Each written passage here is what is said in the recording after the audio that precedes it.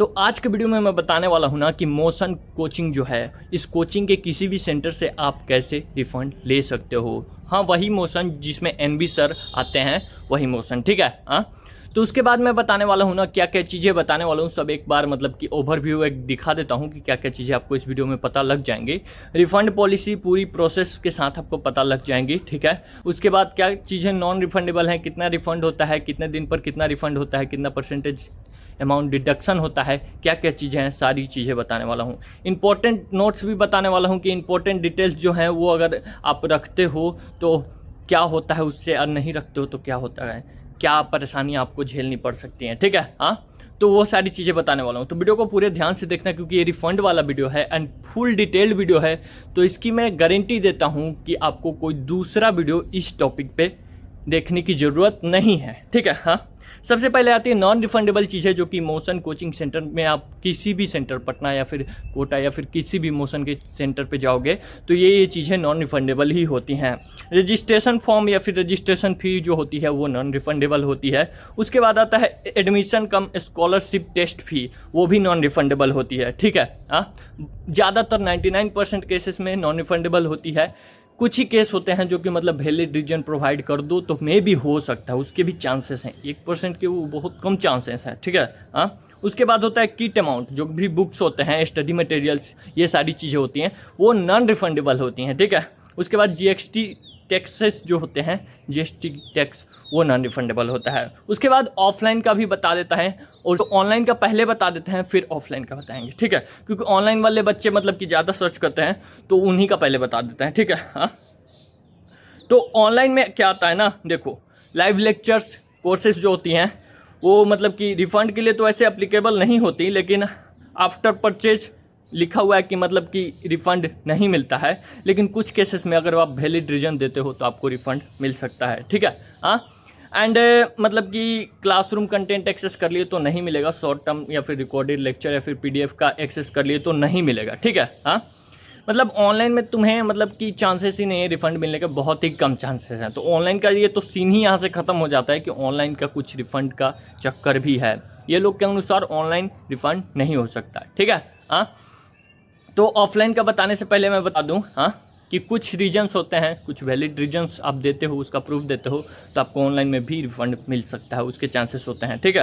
हाँ, तो इस कोचिंग के ऑफलाइन रिफंड पॉलिसी के अनुसार ना आपको सिर्फ ट्यूशन फी, जो भी आपका ट्यूशन फी होता है, कोचिंग सेंटर में जाते हो पढ़ाई करने, उसका जो फी होता है ना उसी पर सिर्फ आपको रिफंड मिलता है। जो स्कॉलरशिप होते हैं, जो स्कॉलरशिप ऐड या फिर सब्सट्रैक्ट किए जाते हैं, उस पर आपको कोई रिफंड नहीं मिलता है। 0 से 15 दिन के अंदर अगर आपने मतलब रिफंड के लिए अप्लाई कर दिया तो 20% डिडक्शन के साथ आपको सारी मतलब ट्यूशन फी जो है, जो आपने पे करी हैं, वो रिफंड आपको मिल जाएगा, ठीक है। हाँ, जैसे कि मैं हर वीडियो में बताता हूँ, जो भी और भी सारी वीडियो है कोचिंग की, मैंने उसमें भी बताया है ना।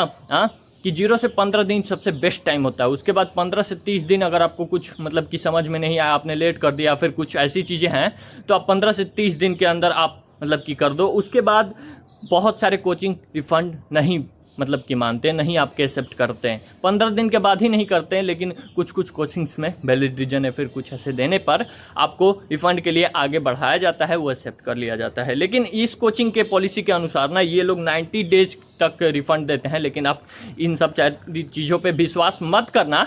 आप मतलब कि 30 से 45 दिनों के अंदर या फिर जितना जल्दी हो सके, मतलब 20 दिन के अंदर ही आप रिफ़ंड के लिए, अगर आपको अच्छा नहीं लगता पढ़ाई वहाँ का, आपको चीज़ें अच्छी नहीं लगती, आप कंफर्टेबल नहीं हो या फिर कोई भी दिक्कत है जिसके वजह से आप रिफ़ंड लेना चाहते हो तो आप रिफ़ंड ले सकते हो। एंड उसके बाद आपको जल्दी से जल्दी ऐसे मतलब कि 20 दिनों के अंदर ही आप कर लेना, 15 दिनों के अंदर कर लो, बहुत अच्छा है, ठीक है, नहीं तो बाद में जाके ये लोग दिक्कत करते हैं। उसके बाद यहाँ पर लिखा हुआ है 16 से 30 दिन के अंदर अगर आप रिफ़ंड के लिए मतलब कि रिक्वेस्ट भेजते हो तो आपको 30% के या फिर 40% ही मान लो, 40% के डिडक्शन के साथ आपको सारी ट्यूशन फी लौटा दी जाती है। उसके बाद 31 से 45 दिन के अंदर करते हो तो 50%, उसके बाद 46 से 60 दिन के बीच में करते हो, ऐसे करते हो तो 60%, और उससे बढ़ते जाता है। 61 से 90 दिन का करते हो 70%, उसके बाद तो मतलब रिफ़ंड लेने का कोई मतलब ही नहीं बनता।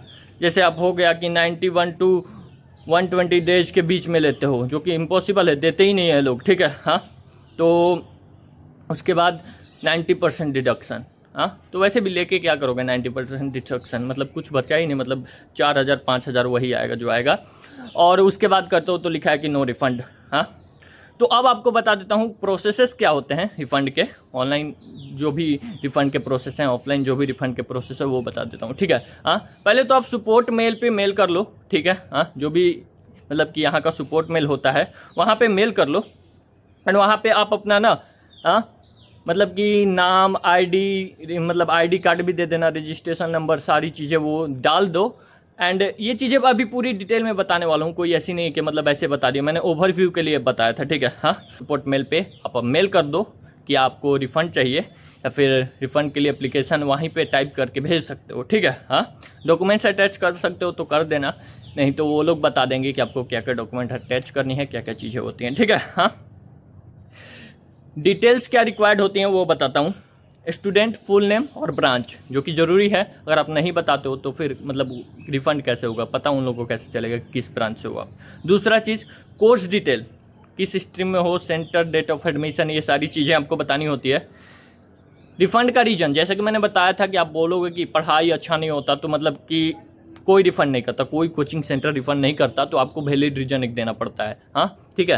हाँ, 0 से 15 दिन के अंदर उतना मतलब स्ट्रॉन्ग वैलिड रीज़न नहीं होगा तो भी चलेगा, लेकिन रीज़न देना पड़ता है एक। तो कोई आप मतलब कि क्या रीज़न दे सकते हो, तो आप ट्रांसफ़र का दे सकते हो कि पेरेंट्स का ट्रांसफ़र हो रहा है, मेडिकल रीज़न या फिर फाइनेंशियल रीज़न, ये स्ट्रॉन्ग वैलिड रीज़न होते हैं जिस पर आपको रिफ़ंड मिलने ही मिलने हैं, ठीक है। हाँ, उसके बाद scan of original fee receipt का आपको स्कैन देना है कि हाँ आपने मतलब वो पेमेंट प्रूफ, वही सब चीज़ें होती हैं।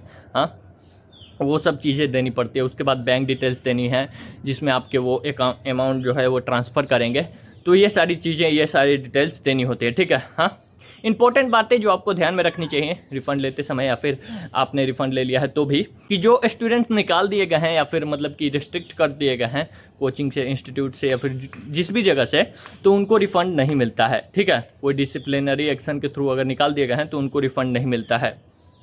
रिफ़ंड ट्यूशन फ़ी पे अप्लाई होता है, जैसे मैंने पहले ही बताया था।